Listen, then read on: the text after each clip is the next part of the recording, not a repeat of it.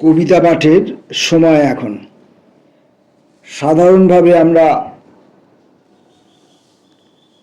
প্রচলিত ধারণার যে কবিতা, যেগুলি কাব্য গুণান্বিত এবং যেগুলো আবহমানকালের কবিতার যে ধারা, তার সঙ্গে একটা মোটামুটি সঙ্গতিপূর্ণ অবস্থান রেখে রচিত হয়, সেই কবিতাগুলোই আমরা সাধারণভাবে পড়ে থাকি।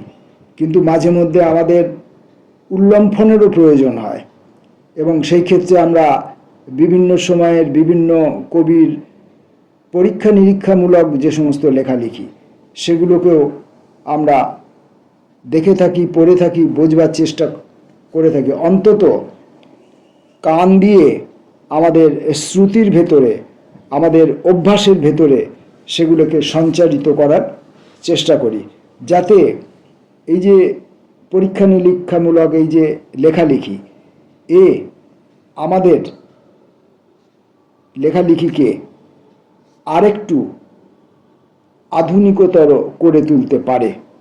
এদের কাছ থেকে আমরা সেই বিষয়ে সাহায্য সহযোগিতা নিই এদের লেখাগুলি পাঠ করে। আজকে আমরা পড়ব নবেন্দু বিকাশ রায়ের কবিতা, এরকমই কয়েকটি কবিতা। এবং নবেন্দু বিকাশ রায় তার কবিতাগুলিকে স্বরবর্ণ ব্যঞ্জন বর্ণের দ্বারা সম্ভবত চিহ্নিত করেছেন, নামকরণ না করে। আমরা হস্যিকার দিয়ে চিহ্নিত কবিতাটি এখানে পাচ্ছি।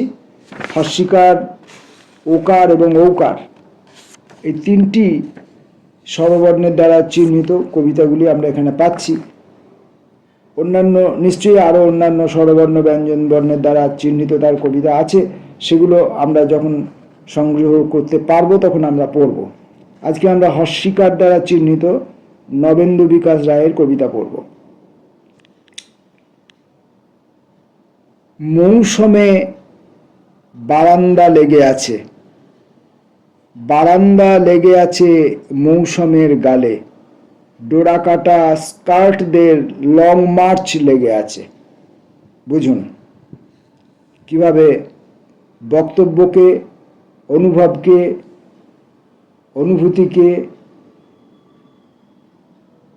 একবার দক্ষিণ দিক থেকে বাম দিক পর্যন্ত, আবার বাম দিক থেকে দক্ষিণ দিক পর্যন্ত, কখনো উপর থেকে নিচ পর্যন্ত, কখনো নিচ থেকে উপর পর্যন্ত বিভিন্ন রকমভাবে ঘুরিয়ে ফিরিয়ে সেই অনুভব অনুভূতিকে বুঝে নেওয়ার চেষ্টা করছেন কবি। মৌসুমে বারান্দা লেগে আছে, বারান্দা লেগে আছে মৌসুমের গালে, ডোরাকাটা স্কার্টদের লং মার্চ লেগে আছে। ততদূর ঘুমবাহী বাহন আর নেশাতুর চেনা ছলাত, ততোধিক প্রেয়ার হয়ে আছে রেলিয়ার্ড অকারণ রেনি ডেতে। বিল্ল মঙ্গল হয়ে আছে কেউ কেউ, তাদেরও নোটেশন লেখা আছে। আপাতত লালে মদ টোটেম। ও স্বরবর্ণের দ্বারা চিহ্নিত কবিতাটি। ও আয়ে আলজিব কাটছে খুব, ফলত ক্রেওনিল সিরিয়াস হয়ে এসেছিল তার আঠা আঠা মুখ। আর সুহানা সফর নায়িকার নাভিমূলে হাঁটু মুড়ে বসেছে টুপি হাতে। ডাঙা থেকে কেউ ডাকে না আজকাল, সুতরাং টিউবের সাথে এক গোপন সম্পর্ক গড়ে তুলেছি। ঔকার দ্বারা চিহ্নিত কবিতাটি। তামাকের এই স্বতঃসিদ্ধ উপনিবেশ এখন খুলে যাচ্ছে প্রতিটি ক্লোরোফিন বিহীন পর্নোগ্রাফিতে। যেভাবে কবিতার লাইনগুলি আছে, আমি মানে বর্ণগুলি, শব্দগুলি যেভাবে মুদ্রিত আছে, আমি সেইভাবেই পড়ার চেষ্টা করেছি বা আবারও করছি।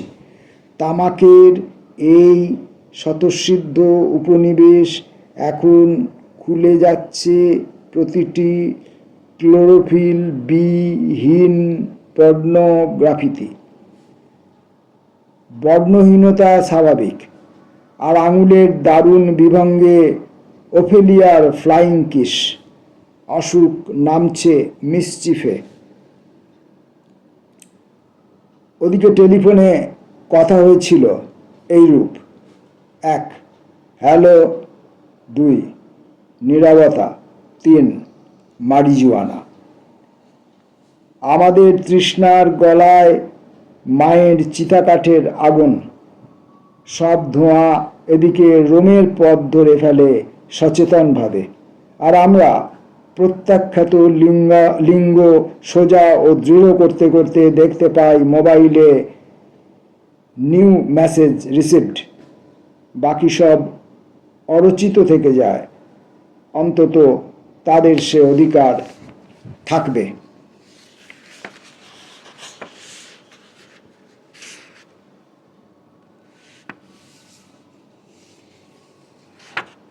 এবার আমরা পড়ব অনিমিক পাত্রের লেখা কবিতা অ্যালবাম। স্পর্শ করে, ছুঁড়ে ফেলে দেয় স্মৃতিরও অপার এই স্বশাসন, এই নির্মাণ, এই সমর্থন প্রভা ছবিগুলি। নড়ে ওঠে অ্যালবাম, হেসে কথা কয়। তোমার এই সমূহ আলোক বিজ্ঞান যৎসামান্য দূর হল শান্তিনিকেতন। এই ভোরে খোয়াই তোমাকে। অনিমিক পাত্রের পরের কবিতা আজ। ছড়িয়ে পড়ছে দৃশ্যমুখ, বিন্দু বিন্দু শহরের মাথা। এত প্রকারে আজ যৌন হয়ে উঠছে সব যাতায়াতগুলো। আজ জীবনের মধ্যে উদীয়মান বুনো ভাব, ব্রিজ সমারোহ, কুয়াশা ফুলে উঠছে যে বাইপাস, যে ধুলোর গ্রন্থ, তারা চায় না বিকল্প বসতি। সরিয়ে নাও কফিন বার্তা, আজ এখনো ওই বেজে উঠছে আমার অর্গান।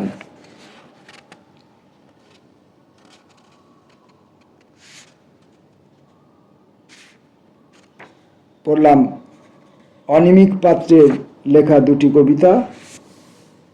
এবার আমরা পড়ব তন্ময় রায়ের লেখা কবিতা আবার বদল। গলি থেকে কান সরানোয় বহু মলাট ছিল।